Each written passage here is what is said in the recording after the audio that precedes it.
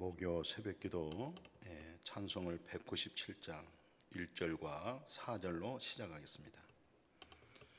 은혜가 풍성한 하나님은 믿는 자 한 사람 한 사람 어제도 오늘도 언제든지 변찮고 보호해 주시네. 주여 성령의 은사들을 오늘도 내리어 주소서. 성령의 뜨거운 불길로서 오늘도 충만케 하소서. 주님의 깊으신 은혜만을 세상에 널리 전하리라. 하늘의 능력과 권세로서 오늘도 입혀 주옵소서. 주여 성령의 은사들을 오늘도 내리어 주소서. 성령의 뜨거운 불길로서 오늘도 충만케 하소서. 1절에 보니까 1절에 참 풍성하다. 뭐가 그렇게 풍성합니까? 은혜가 풍성합니다. 찬송 오늘 그 1절에 은혜가 풍성한 하나님. 은혜가 얼마나 풍성한지 믿는 사람 한 사람 한 사람, 100사람이면 1000사람이면 10,000사람이면 할 것 없이 한 사람 한 사람 전부 다 어제도 오늘도 언제든지 변찮지 않고 변함이 없어요. 사람은 이랬다가 저랬다가도 변하고 약속했다가도 변개해버리고, 근데 하나님의 약속은 변개할 수가 없어요. 하나님의 약속은 변함이 없지요. 하나님의 은혜가 얼마나 풍성한지 어제도 오늘도 모두에게 그 은혜가 풍성하게 다 우리를 언제든지 변함없는 그 사랑으로 보호해 주시고, 그분의 손이 우리를 놓은 적이 없습니다. 우리가 그분의 손을 놓은 거지 그분이 우리 손을 놓겠어요? 그분은 그 손을 우리를 꽉 붙잡습니다. 우리가 세상에 헛눈팔다 보니까 예수님의 손을 뿌리쳐버리고 주님의 손 붙잡지 못하고 또 소경돼 가지고 더듬더듬하고 세상 살아가는 우리 모습. 오늘 4절 보십시오. 주님의 기쁘신 은혜만을 세상에 널리 전하리라. 그렇습니다. 오늘 이 세상 얼마나 어렵습니까? 주님의 기쁘신 그 은혜를 세상에 널리 알리리라. 하늘의 능력과 권세 오늘도 하나님 입혀주세요. 항상 우리는 내재하신 그리스도로 하여금 그 은혜, 그 능력을 다 우리가 힘입고 살아야 될 줄로 믿어요. 그래서 오늘 말씀은 에베소서 2장 그 4절에서 6절에 있는 말씀 봉독에 올릴게요. 국률이 풍성하신 하나님이 우리를 사랑하신 그 큰 사랑을 인하여 허물로 죽은 우리를 그리스도와 함께 살리셨고, 너희는 은혜로 구원을 받은 것이라. 또 함께 일으키사 그리스도 예수 안에서 함께 하늘에 앉히시리니. 아멘. 국률이 풍성하신 하나님, 우리를 사랑하신 그 큰 사랑 때문에 허물과 죄로 죽은 우리를 그리스도와 함께 살려버렸어요. 그리스도가 살아날 때 우리가 같이 살아났어요. 할렐루야. 주님이 무덤에서 살아날 때, 주님께서 무덤에서 부활할 때 우리가 같이 부활하고 주님과 함께 살아나 버렸어요. 근데 그 내용 보십시오. 은혜로 구원을 받은 것이다. 은혜가 풍성하신 하나님, 그 은혜로 구원을 받아버렸어요. 뿐만 아니에요, 함께 일으키사 그리스도 예수 안에서 함께 하늘에다가 앉히셨어요. 할렐루야. 그리스도와 함께 살아났죠. 그리스도와 함께 일어났죠. 그리스도와 함께 보좌에 앉으셨죠. 그리고 에베소서 2장 거기 22절 보면은 뭐라고 되어 있는지 아세요? 너희도 성령 안에서 하나님이 거하실 초소가 이하여 그리스도 예수 안에서 함께 지어져 간다. 함께. 오늘 이 함께라고 하는 말이 참 많네요. 그러니까 에베소서 2장에 그 함께라고 하는 말을 한번 찾아보실래요? 너희는 그 은혜를 인하여 믿음으로 말미암아 구원을 받았다. 이것이 너에게서 난 것이 아니고 하나님의 선물이다. 그 선물이 그 2장 4절 봐보십시오. 긍휼이 풍성하신 하나님 우리를 사랑하신 그 큰 사랑을 인하여 허물로 죽은 우리를 그리스도와 첫째 함께 살렸다. 이것을 은혜로 구원받은 것이다. 두 번째, 함께 일으켰다. 세 번째, 그리스도 예수 안에서 함께 하늘에 앉히셨다. 그리고 22절에 그리스도 예수 안에서 함께 지어져 간다. 오늘 성령의 전으로 우리 함께 모두 지어져 갑니다. 예수 그리스도와 함께 보좌에 앉히셨습니다. 그리스도와 함께 우리를 일으켰습니다. 예수 그리스도와 함께 살아났습니다. 무엇으로? 우리 하나님의 그 크신 긍휼과 그 놀라우신 은혜로.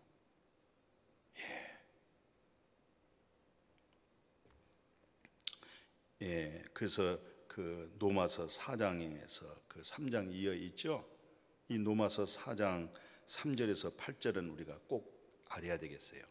왜냐하면 교회에서 늘 뭐 은혜 뭐 얘기를 많이 하잖아요.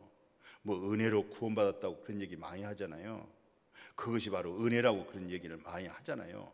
그럼 도대체 은혜가 뭐냐? 그 로마서 4장 3절에 성경이 무엇을 말하느냐? 그죠? 큰 대주제입니다. 성경이 무엇을 말하느냐? 아브라함이 여호와를 믿은즉 그 믿음을 의로 여겨줬다 그랬어요. 하나님을 믿은즉 그 믿음을 옳게 여겨준 겁니다. 의롭다고 인정해 주는 겁니다. 그러면서 은혜에 대해서 야, 아브라함이 그게 바로 은혜로 의로움을 입었구나. 은혜로. 그래서 그 은혜에 대한 설명을 이렇게 좀 구체적으로 했어요. 뭐라고 얘기하냐면 일하고 싹 받는다. 일하고 싹을 받는 것은 그건 은혜가 아니고 대가다. 대가. 내가 일하고 수고비를 받았다. 그건 은혜가 아닙니다. 그런데 은혜는 뭐냐면 일을 아니하고 경건하지도 아니하고 내가 저 주인하고 알지도 못하는데 저분이 나에게 손짓해서 오라고 했어요. 그리고 나한테 돈을 주는 거예요. 품삯을 주는 거예요. 아마 10만 원은 쉽게 받을 수 있을 거예요. 100만 원 조금 의아스럽게 생각할 거예요. 1억은 아예 못 받을 거예요. 아니 1000억은 아예 그냥 생각도 못 할 거예요. 1만 달란트는 아예 아이고 어르신 내가 농담하시구만요. 아니 저에게 어떻게 1만 달란트를 주세요. 한 달란트가 얼마인 줄 아세요? 16년 동안 일하고 모아놓으면 한 달란트예요. 160년 동안 그대로 고스란히 일을 하게 되어지면 그게 바로 10달란트예요. 10달란트를 모으려면 160년 일해야 돼요. 한 달란트를 모으려면 16년을 일을 해야 돼요. 근데 1만 달란트면 어떻게 계산하겠어요? 계산이 나옵니까? 그것을 탕감해 주는 거예요. 주인께서. 그거 참 은혜입니다. 저는 가끔 이런 얘기 해요. 이 복음에 대해서 설명을 이렇게 얘기합니다. 제가 삼성의 부자만큼 제가 부자 될 수 있습니다. 그러니까 사람들이 아이고 목사님 뭐 농담하신가? 삼성의 그 자산이 얼마인 줄 아세요? 아니 그렇게 부자가 될 수 있으세요?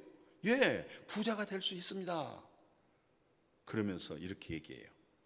삼성에 있는 그 오야가 나에게 그 모든 것을 넘겨주면 내가 바로 삼성 회사와 같은 부자가 되어버립니다. 그분이 주면 내가 받으면 되는 거예요. 내가 어떻게 노력하고 힘써서 그 자산을, 그 재산을 어떻게 모을 수 있겠어요? 그건 불가능한 거예요. 그러나 그분이 줄 때 내가 받으면 돼요.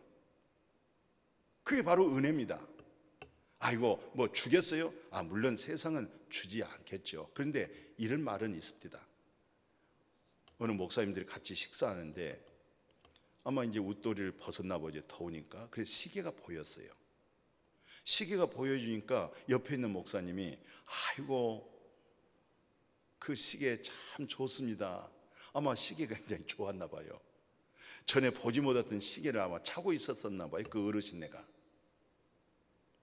그러니까 그분이 뭐라는 줄 아세요? 그러면 시계 줄까? 그랬어요. 내가 풀어줄까? 그랬더니 그분이 아이고 뭐 시계를 풀어줍니까? 그냥 내가 하는 얘기입니다. 그렇게 얘기하지 않고 주면 고맙죠. 그런데 그분이 진짜로 풀어서 줘버렸어요. 근데 그분은 그대로 덥석 받아버렸어요. 그리고 그 시계를 손목에 차고 있다고 저한테 말을 합니다. 바로 그게 복음이에요. 하나님이 독자잖아요. 예수 그리스도를 그냥 우리에게 넘겨줘 버렸어요. 그리고 내 죄값을 다 지불해 버렸어요. 그리고 확증과 증거를 주기 위해서 그 이름으로 진리의 성령까지, 보혜사 성령까지 우리에게 줘서 인쳐버렸어요. 시계를 찬 것처럼 우리에게 성령의 진리로 인쳐버렸어요. 이건 다 노력도 아니고 행위도 아니고 하나님이 하신 거 덥석 받아들인 거예요. 그 은혜입니다. 일을 아니할지라도 경건치 아니한 자를 의롭다 하시는 일을 믿으면 그 믿음을 하나님 의로 여겨버려요. 그러니까 불법 사함 받아버렸죠. 죄가 가려져 버렸죠. 하나님이 너의 죄와 불법을 다시는 기억지 아니하지요. 왜? 예수 그리스도의 공로 때문에 그렇습니다. 예수님은 그 모든 죄값을 지불했어요. 모든 불의와 허물의 모든 것을 예수님께서 다 완성, 흠도 점도 없도록 완성 100% 다 해결해 버렸어요. 그리고 하나님의 의로움을 우리에게 넘겨줘 버렸어요. 하나님의 영원한 생명, 하나님의 나라를 우리에게 넘겨줬어요. 이것을 덥석 받는 거예요. 그걸 믿음이라고 그러고 그걸 우리 기독교에서 말을 하는 거예요. 그래서 사도 바울은 항상 입에다 달고 사는 게 하나 있어요. 그 고린도전서 15장 아시죠? 그 9절에서 10절 보니까 나는 옛날에 교회 박해하고 스데반 집사 그 의인을 갖다가 죽이하고 어떤 면에서 이 사도 바울 그 행위를 생각하면은 사도 바울의 설교의 은혜 못 받아요. 왜? 살인마잖아요. 살인마도 보통 살인마가 아니에요. 정말 성령 충만하고 정말 은혜가 넘친 스데반 집사를 죽이게 했잖아요. 그런 살인마라는 것을 마음에다 두고 어떻게 사도 바울의 말을 통해서 은혜 받겠어요? 아니 또 사도 바울은 세상에, 바울은 예수 만나기 전에 사울은 어떤 사람이었어요? 세상에 예수 믿는 사람을 남녀노소를 막론하고 다 결박해서 옥에다가 집어 넣어버리기도 하고 어떤 면에서 일제시대에 우리 한국의 교회 불태워버린 것처럼 완전 교회 예배당, 가정 예배당을 다 잔멸시켜버렸잖아요. 그런 행위를 보고 우리가 사도 그 사울의 입에서 나오는 설교 가지고 은혜 받겠어요? 그 행위를 생각할 때 오늘날도 마찬가지예요. 우리가 사람의 행위를 보고 생각하면 저 사람과 교제 못해요. 또 저 사람의 간증의 은혜를 못 받아요. 오늘 많은 사람들이 그런 생각 가지고 있어요. 자기 자아는 발견하지 못하고 남들만 보고 있어요. 모세 자리에 앉아가지고. 그러니까 은혜를 못 받는 거예요. 말씀의 복을 못 받는 거예요. 그래서 사울은 뭐라고 그러는지 아세요? 고린도서 15장 9절 10절 내가 나된 거 주님의 은혜로 됐습니다. 나를 불쌍히 여기세요. 내가 은혜로 이렇게 하나님 말씀을 증거합니다. 내가 은혜 되어져서 사도가 되어졌습니다. 내가 은혜로 하여금 구원받아 버렸습니다. 내가 은혜로 의인 되어졌습니다. 율법에서 난 의가 아니라 예수 그리스도로 말미암아 난 하나님께로부터 난 의입니다. 예수 그리스도로 말미암아 난 하나님의 의입니다. 은혜로 되어졌습니다. 이 말씀이 은혜 받으세요. 내가 나된 것은 하나님의 은혜로 되어졌습니다. 내가 가진 의는 율법 행위에서 난 의가 아닙니다. 내 행실에서 난 의가 아닙니다. 내 행실은 정말 이제는 배설물로 부끄럽습니다. 내가 나된 것이 하나님의 은혜입니다. 날마다 내가 나된 것은 하나님의 은혜입니다. 은혜가 풍성하신 하나님을 찬송할 수 있기를 주의 이름으로 축복합니다.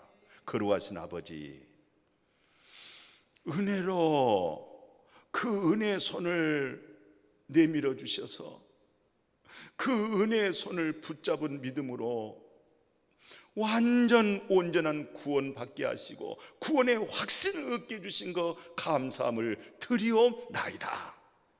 행위에서 난 것이 아닙니다. 은혜에서. 내가 나된 것은 주님의 은혜입니다. 날마다 그 은혜를 힘입어서 하나님의 선하심이, 하나님의 인자하심이, 하나님의 긍휼하심이, 하나님의 참사랑이, 하나님의 놀라우신 생명의 빛이 은혜가 은혜 속에서 넘쳐 밖으로 흘러넘치게 하여 주옵소서. 예수님의 이름으로 기도드렸습니다. 아멘.